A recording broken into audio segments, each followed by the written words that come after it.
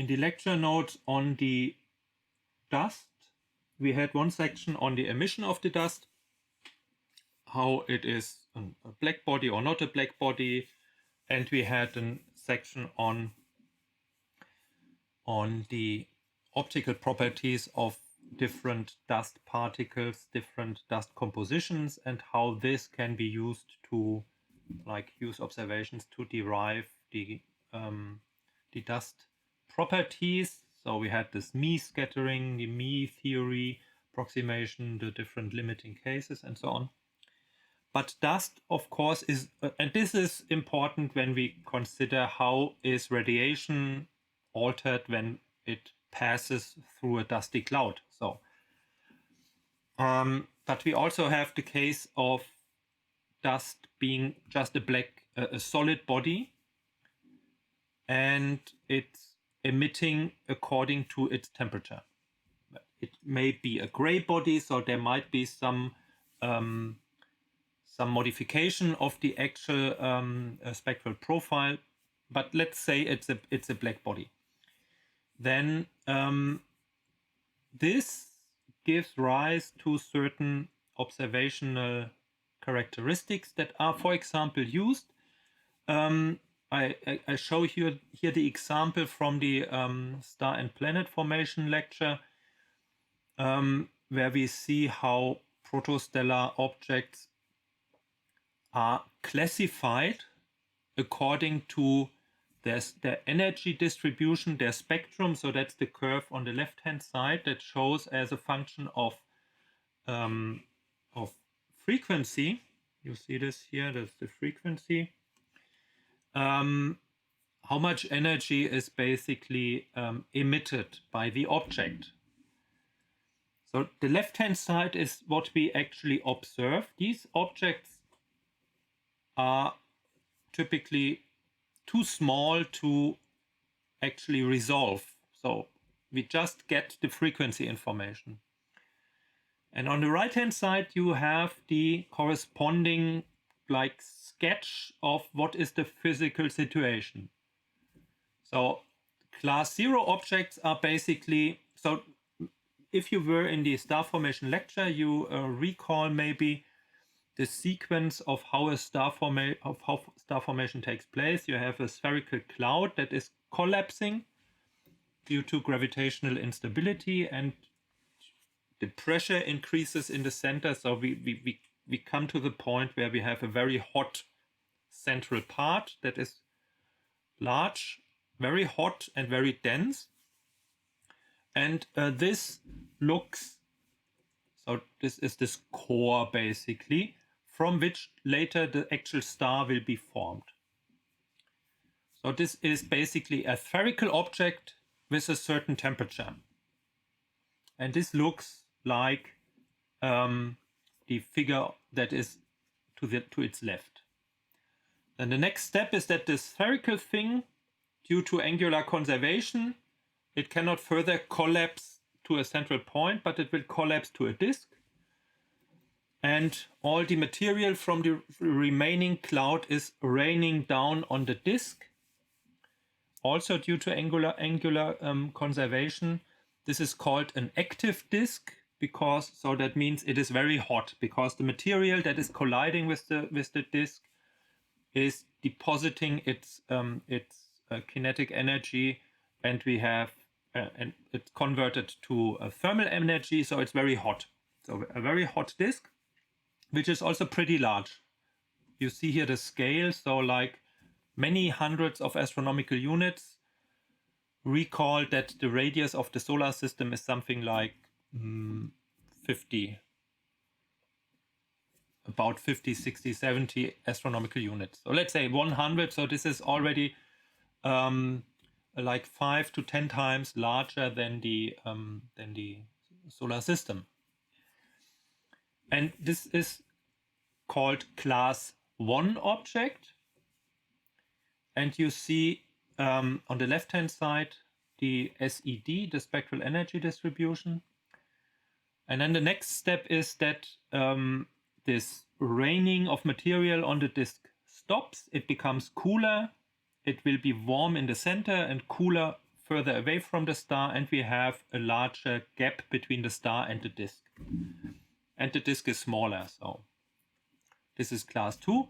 And class 3 is then that most of the material in the disk is like either ending up on the star or maybe starting to form planets. So we are now in a protoplanetary disk or so.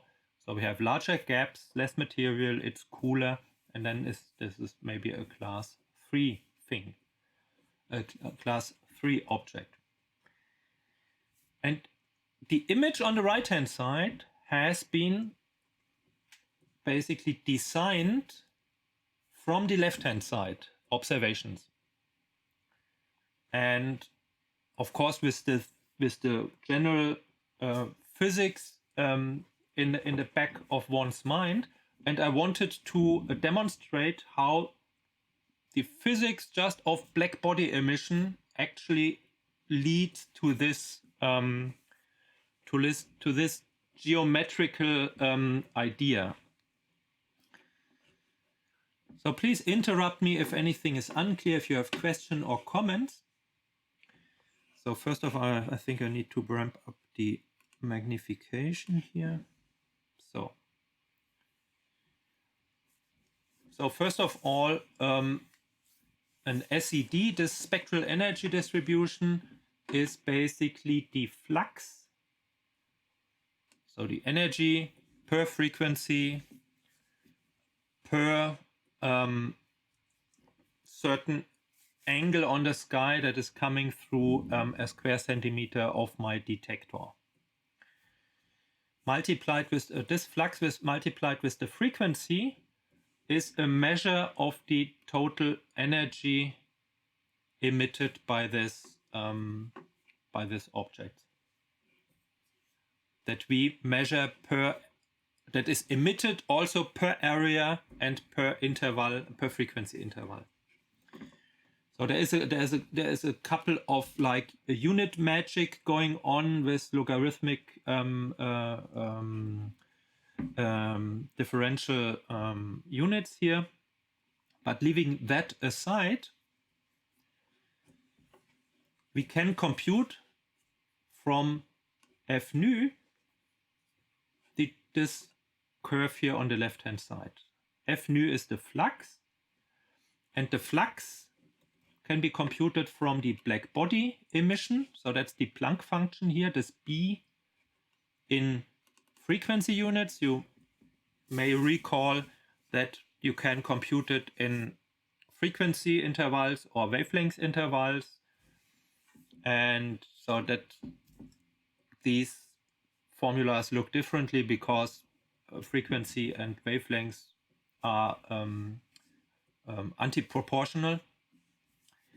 And we integrate this over a solid angle. So we take a certain direction and then take an angle, everything coming from a certain area on the sky coming into our direction. This is called the flux, while the Planck function gives something that is called a specific intensity, which is basically all the energy coming along one line of sight.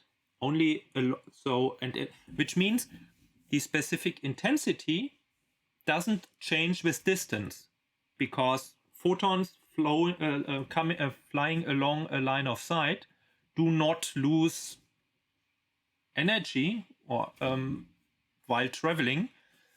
It's only that a flux is diminished with 1 over distance squared, because the area over which we integrate becomes larger and larger with distance when we look at a certain angle.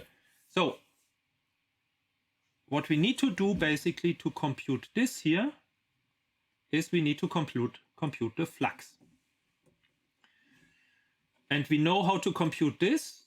So the only thing to figure out is how to compute the d omega, so the actual angle elements, solid angle elements on the sky. So when we have a certain area element, sigma, So this is now really an area in square centimeter somewhere, and we are observing this square centimeter area in a certain distance. Here, this is the D, at a certain inclination angle. Then this area converts to an angle, d omega, just by multiplying with the cosine of the inclination angle and dividing by d squared. So if it's further away, the angle becomes smaller with the distance squared, and if it's tilted, the area that we observe becomes also smaller. So this is the geometry. So which means we can replace this d omega with this. I do this here. And then we can, and this is the general form before we apply any coordinate system. And we can now look at this in radial coordinates. So the d sigma is replaced with this form here, the sine theta and the sine and the d theta and d phi, where we have the azimuthal and the declination angles. So it doesn't depend on the phi, so we can integrate from 2 pi to 0. We can perform this integral. This gives us just this factor of 2 pi, and we are left with this integral. And this image shows you here that this is basically integrating from the inside to the edge of this circle. So this is this angle theta. And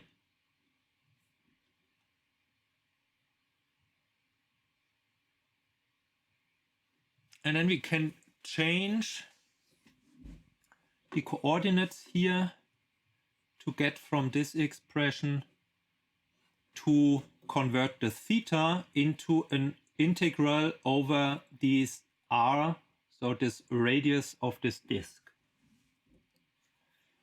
So instead of integrating from an angle of 0 to this maximum angle, we are integrating from 0 radius to the total radius of this spherical object that we observe.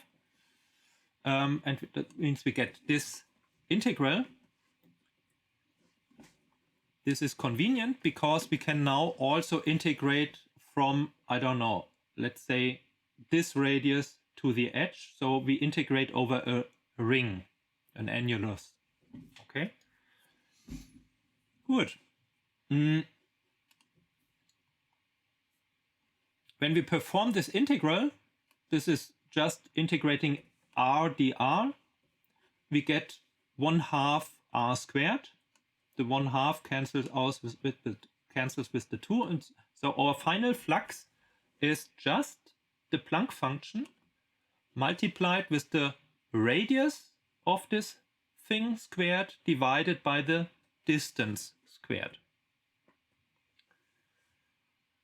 So every square centimeter here of this disk produces the same amount of Planck radiation, and this is basically diminished by the ratio of radius squared over distance squared that gives the geometrical dilution of this radiation. Good. And from this you see that when you look at, for example, if we have a star that has, if we have the sun, for example, with 6000 Kelvin surface temperature and a certain radius, then this function is a constant and this number is a constant because the stellar radius doesn't change. And the flux that we observe from the sun depends on the distance with 1 over the distance squared. So that's where this 1 over distance squared factor basically comes from. Okay, good. Now, this is how we can compute the flux from a star. Recall the image that we had here. In the center, we have a star with a certain temperature, and we are looking at this star. So this is here, this radiation, this is the flux coming from the star, and this then can be computed here like this. Good. So we now need to figure out how to compute the radiation from such a disk. And given what we discussed before, this can be done similarly. It's just that we now integrate around for the across this annulus, which is defined with an inner and an outer angle. Again, also with this cosine, with the inclination, which is unimportant here because we are looking at a spherical object where the inclination doesn't matter. And by putting in here this integral, this area element, we can compute the flux that we observe from a disk with a certain temperature. Okay, now let's recall the first image. It's called active disk. So we were saying we have a very large and very hot disk and a central star. And when you look at this image, you see that apparently the radiation from the disk, the area under the curve here is much higher compared to the star. So we get much more energy from the disk observed, but the peak is at smaller wavelengths, which means in our standard black body radiation picture that it's cooler than the star, which makes sense, of course. So let's try to quantitatively reproduce this active disk thing. And what I do is I compute basically these, wo sind wir denn hier?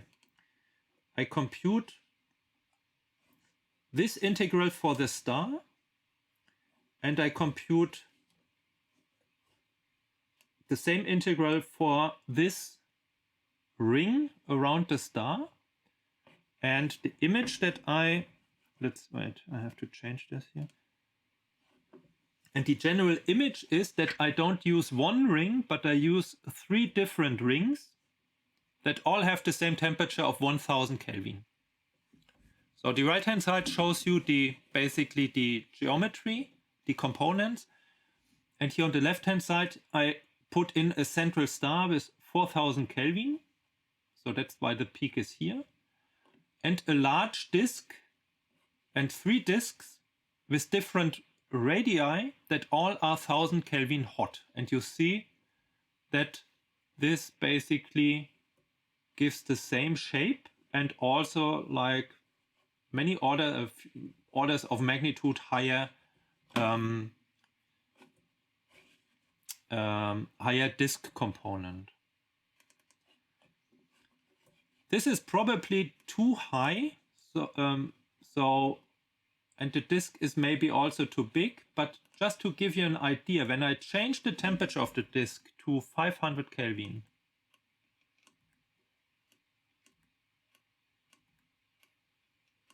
looking back, so we were here at 10 to the 11 and at 10 to the 14 about.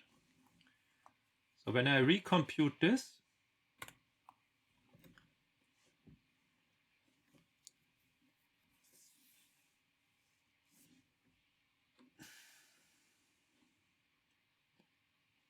then we are now an order of magnitude lower and shifted a little bit to the left.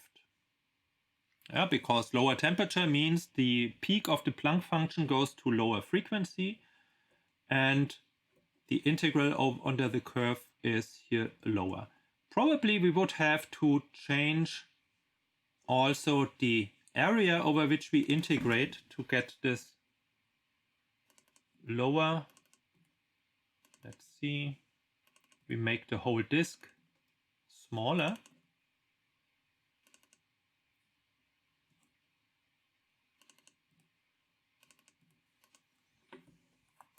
And when we now integrate, so we were at 10 to the 10. So I made it a factor of 10 smaller, which means in area is a factor of 100. So we are 2 orders of magnitudes down here. And you see that this is basically the shape that we observe for these objects. Ignore that this goes down steeper here for these even lower frequency. So this is the general shape. Yeah, to zeros order. These functions that I do here are just these integrals over an inner and an outer radius with the corresponding prefactors and inclination angles, and I put this in a certain distance and observe it face on. So I don't have this. Well, just to play around, we can say, okay, let's tilt the disk.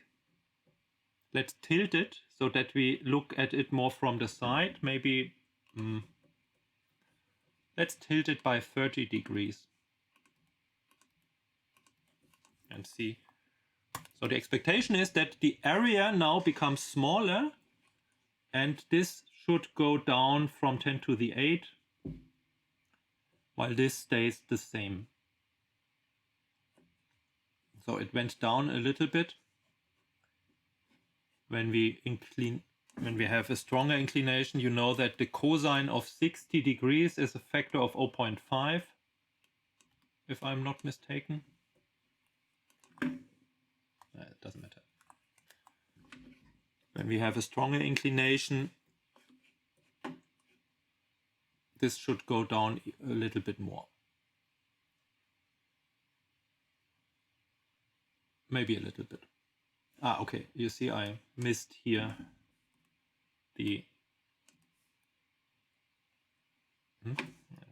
was vergessen. I missed one of the disks. Good, but so these are basically the switches that we can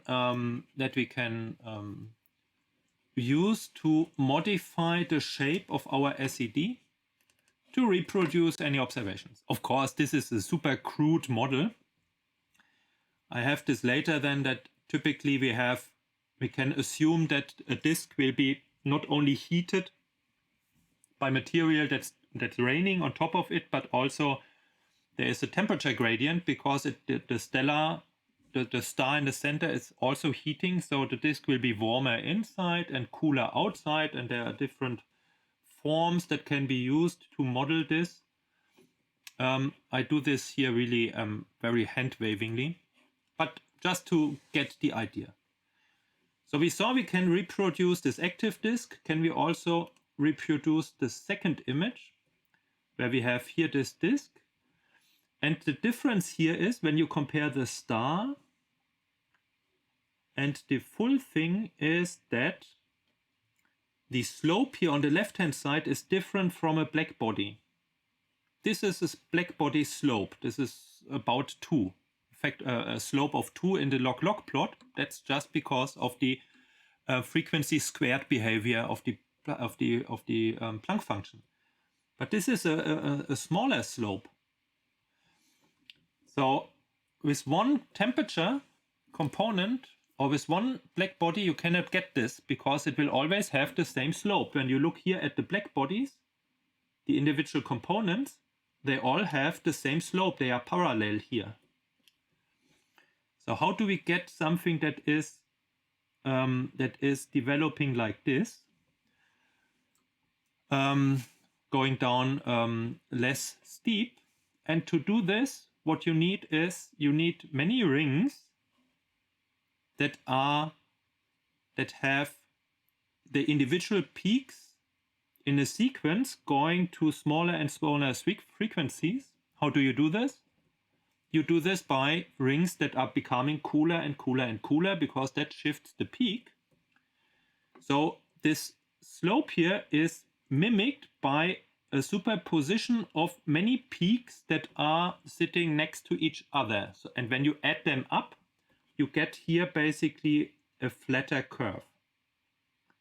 At the end, it turns again here to the same slope, because it is then just this curve. But if I would continue this with many small rings, it would go down in this direction here. And I played around a little bit with temperatures and radii. So I made this smaller. I put in a small gap to the stellar source in the center. And I had temperatures of 330 and 10 Kelvin. And you see how then the solid curve is just the sum of these individual ring structures here, and plus the star. And you see how this shapes then the SED. And using this scheme, we can of course also create this thing by making it a larger gap and just putting in two smaller rings. So the extent here is much smaller.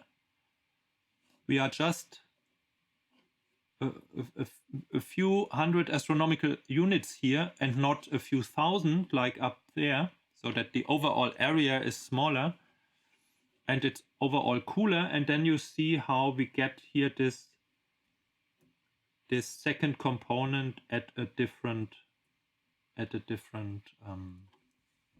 slope. And this is just using black body when we use a gray body. So when we use the fact that these are not perfect black bodies, in contrast to the star, which is usually a good black body, then we get also a different slope of these components here. So this can be done with only one disk. Good, but this is just meant as an example of how can we actually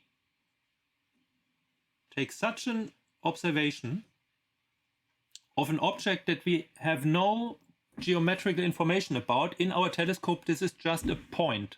It's unresolved. And turn this into a geometrical sequence, an evolutionary sequence of this star formation process, which is, I think, pretty convincing. Of course, there are many details that you can chip in, like the exact radiation of the dust, what kind of dust does it have to be, what is the temperature gradient. So I compute here different SEDs. So this is a central star. This is a disk with a constant temperature, and then we have different disks here, different disks with certain temperature gradients, and you see that this produces a differently shaped frequency behavior, and we can try to disentangle temperature gradient, geometry, and so on. Good. So this is what I wanted to show on the continuum, on how continuum radiation can be used to actually figure out a lot of physics that is going on. And so if you don't have any questions to that, I would like to present you with a number of questions that I prepared to in 2 breakout rooms. We are 8 people now, so that is nice, to discuss a little bit the stuff that was presented in the previous lecture, so where we had this me theory stuff. And the first question, let me bring up the thing here, is the following. I also copy it in the chat so that you have it when, oh wait, typos, when you are in the breakout rooms. Grains. So the question is it possible that the absorption cross-section of a dust grain exceeds its geometric cross-section, so that it blocks radiation stronger than its actual geometric shadow? So with that, I just start the breakout sessions, and in a few minutes I'm going to call you back. So this is like, you all agree in yes, that is possible. In that case, I don't think we have to discuss anything, because yes, that's the correct answer from the lecture notes. Maybe briefly. So this is here when we have the example of very small particles in the Rayleigh scattering. We saw that the extinction is approximately the absorption under certain circumstances, so where we can neglect the scattering, and then this goes with a to the power of 3 because of this x here, which is a over lambda basically. So instead of a squared, which would be the geometric cross section. So yes, so the thing appears larger. Recall that C has units of an area. Okay. Any remarks or comments or anything you want to add to this? If not, let's move on to something that is related. And the question would be, again here with a typo,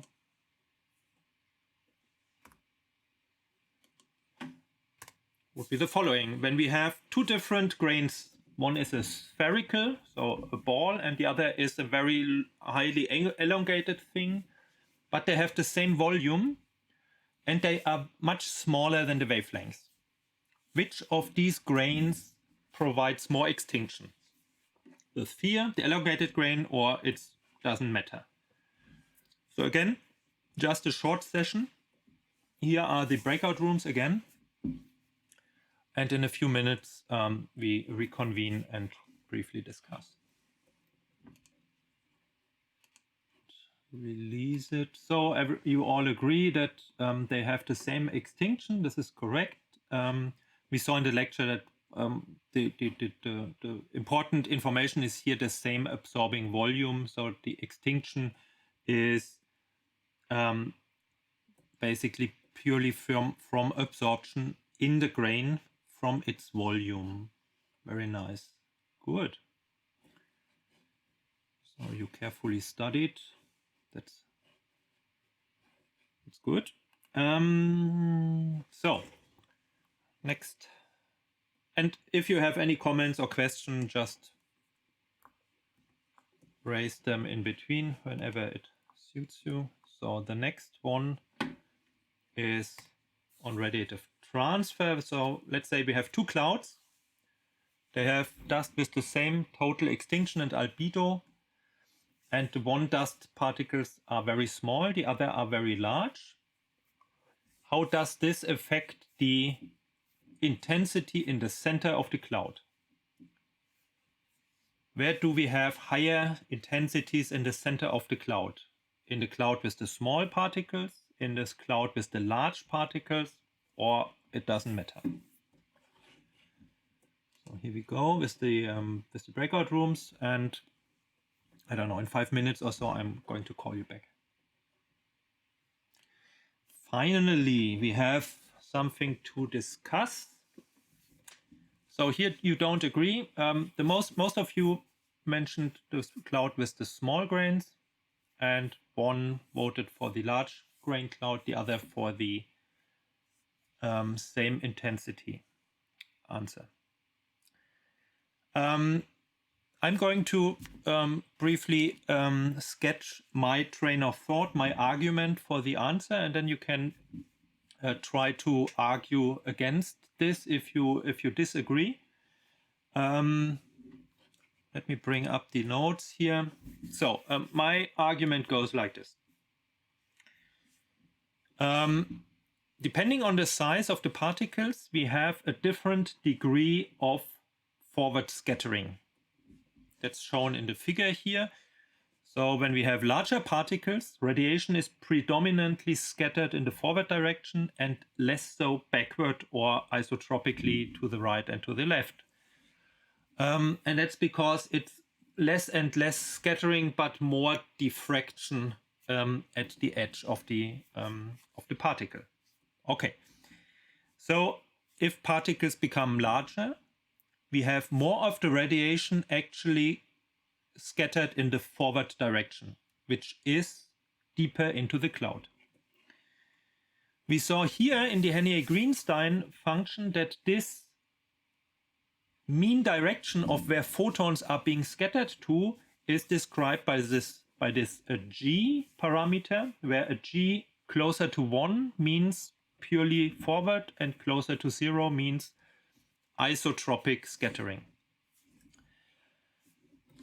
Isotropic scattering means when photon goes deeper into the cloud, at each time it becomes scattered, there is a 50% chance that it is scattered in the opposite direction, so further outside, and a 50% chance that it goes inside. If we have forward scattering, let's say we have 95% chance that it goes deeper and only 5% that it goes in the opposite direction. So on its way inside, if we have isotropic scattering, a larger fraction of photons are not reaching the center of the cloud. And this is shown here on this slide, where we have here on the left plot, for example, the left blue one here, left red curve. This is for isotropic scattering. So this is the radiation, the intensity in the center of the cloud. And here is the same for a larger G for larger particles. So left column, small particles, right column, large particles. So my argument is larger particles produce predominantly forward scattering, which, leaving all the absorption aside, scatters more photons to the center of the cloud, which increases the intensity in the center of the cloud. If you do not agree, then of course we can discuss, and I'm really interested in why you were thinking, for example, that the cloud with the smaller grains is the right answer.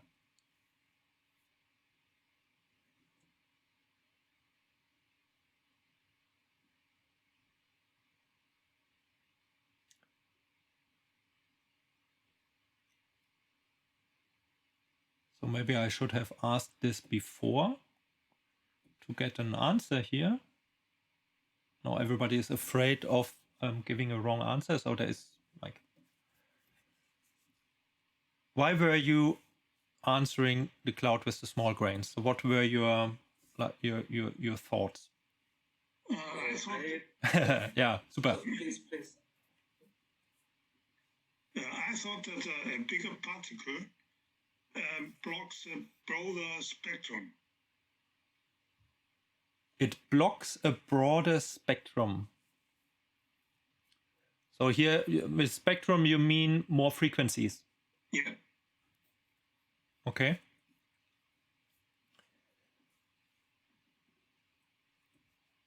Okay. Here I would say that well, when I talk about intensity, then first of all, this is I was not thinking in terms of intensity. So even at one single frequency, this should basically we can ask this question just regarding a fixed frequency, so that this is not an issue here. Would this modify then your answer? Then I would have no argument, because I was in your picture. Okay, then anybody else wanted to remark here? Yeah, I just thought like it might has to do something with the this visible light intensity, like the particle or the grain size might be, it could completely block, because in the question it was like a higher intensity of visible light. So I just thought it is the normal visible spectrum, not the entire output of the emission, I would say. Again, here you bring an argument about like a certain wavelength range. So how does this work in the optical or so? Okay, good. But yeah, any other remark here, or maybe train of arguments or so? I guess in our group we were a bit misled by that. We were somewhere, I think at page 27 or something, in the script, with the temperature of the cloud. And if you would include the infrared spectrum, the cloud with the smaller grains could have a higher intensity in the middle. But since we are only looking at a visible light, that's also a quite narrow spectrum. Yeah, okay, I see. So, okay, there is, okay, I have to admit that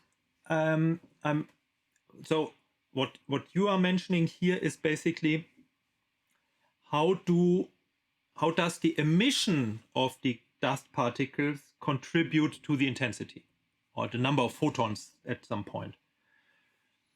Is this right? So you're saying smaller particles are warmer, so that means they produce more intensity. Yes, that was one thought in our group. Okay, so and I was thinking only you have like external radiation, for example in the optical or in the ultraviolet, and how is this radiation basically able to reach the center of the cloud? How does absorption and scattering affect the intensity? So this is basically, okay, so this is ambiguous. If you are thinking in terms of, okay, we are in the center of the cloud, no external radiation can enter, and we have big ones and small ones, then we saw that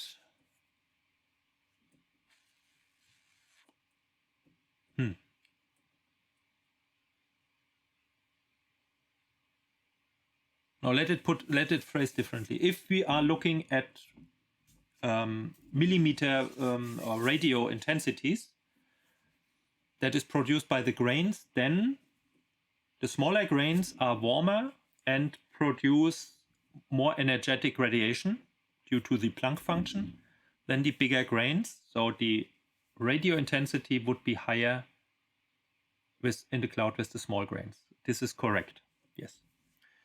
This requires, however, that we have UV radiation or some photons, UV photons, still reaching these grains to actually perform the heating. So you are entirely right. I should actually specify the frequency, because when we have UV reaching the center, it will produce more intense radio intensity in the smaller grains and more and and more UV intensity for the larger grains because they have better scattering. Yeah, good point. Nice. Cool. Just Yeah. that wasn't my point. I'm just telling what someone's point in our group was. So my train of thought was again a different one. Yeah, good. Perfect. But it's very convincing for the cloud with smaller grains. I didn't get this, sorry. This argument from, I don't know who it was very convincing for the cloud with the smaller grains. You mean... This Okay. Okay, what I just repeated or tried to summarize. Yes. Okay, more convincing than your own argument, and that's why you discard this, or... My own argument came later when I reread the question and saw that it's only focused on visible light. Ah, okay. Well, actually, I gave visible light and then... Yeah. Yes, but I think most of us didn't read this part of the question. Okay, good.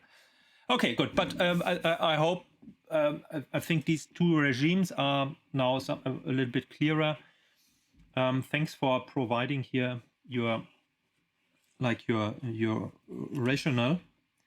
Then to stop, to conclude, the final thing is the following. Let's stick to the thermal emission of a dust grain. Let's say you have a dust grain that is closer to a B star and has a temperature that is close to a star and has 100 Kelvin temperature.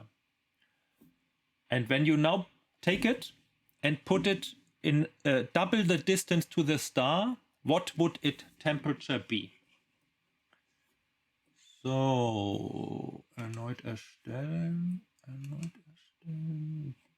Can be that you are now in different breakout sessions. I had to redo them. So here we go. A few minutes only. This is not a complicated one, I guess.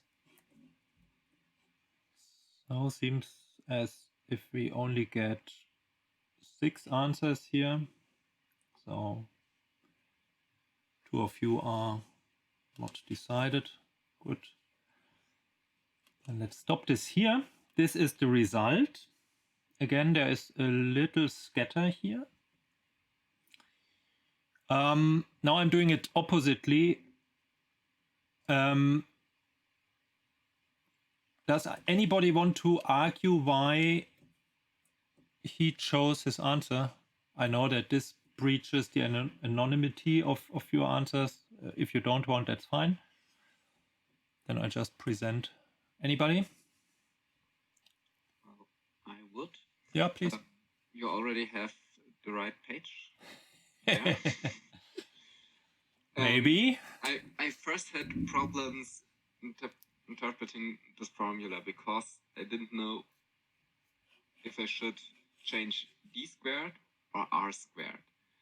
And I guess r squared is the radius of the sun and d squared the distance of the dust particle to the sun. Yeah.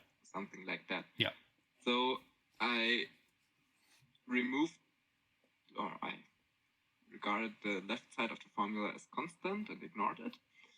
And then we have 1 divided by d squared proportional to the temperature of dust to the power of 4. And if we make a square root over it, we have 1 divided by the distance equals to the temperature of the dust particles to the power of 2. And if we double the distance, we have a half, and the square root of 1/2 is 0.7. So we have 70% of the temperature remaining. And if we have 100 Kelvin at the distance 1, we have 70 Kelvin at a distance of 2. Okay. So arguing with this formula, which assumes a perfect black body, you are right. You would move from 100 to 70 Kelvin. Some people voted, one person voted for 80 Kelvin. So what was the argument there?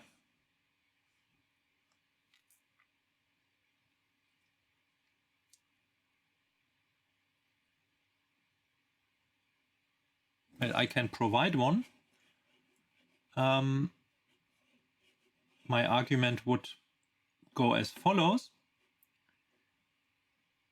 Assuming a perfect black body, 70 Kelvin would be the correct answer, because this t to the power of 4 is the result from integrating the Planck function. You know this. This is the Stefan Boltzmann law. However, if we say dust is not a perfect black body, but is some real material, then I show here that when we modify this function, what we get is not t to the power of 4, but t to the power of 6. And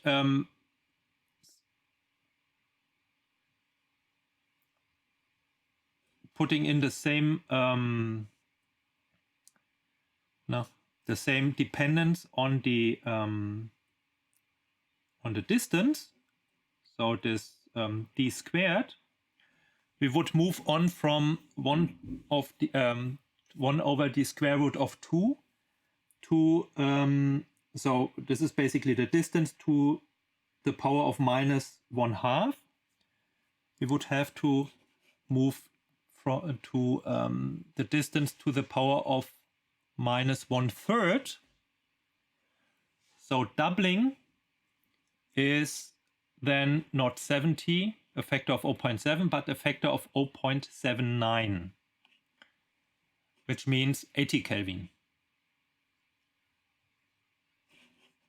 This is here just the difference between, let me make this larger here. So this is the factor 2 difference, or 1/2 to the and the square root, and this is then the 6th root of the distance squared, so that would be 80 Kelvin then. So you see that depending on whether you argue perfect black body or real material, we have here basically a different answer. For 60 Kelvin, what was, if somebody want to elaborate why 60 Kelvin might be a correct answer?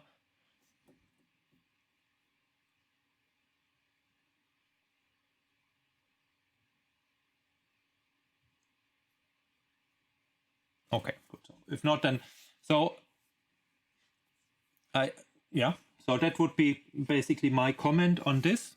80 Kelvin in case of a non-perfect black body, 70 Kelvin in case of a perfect black body.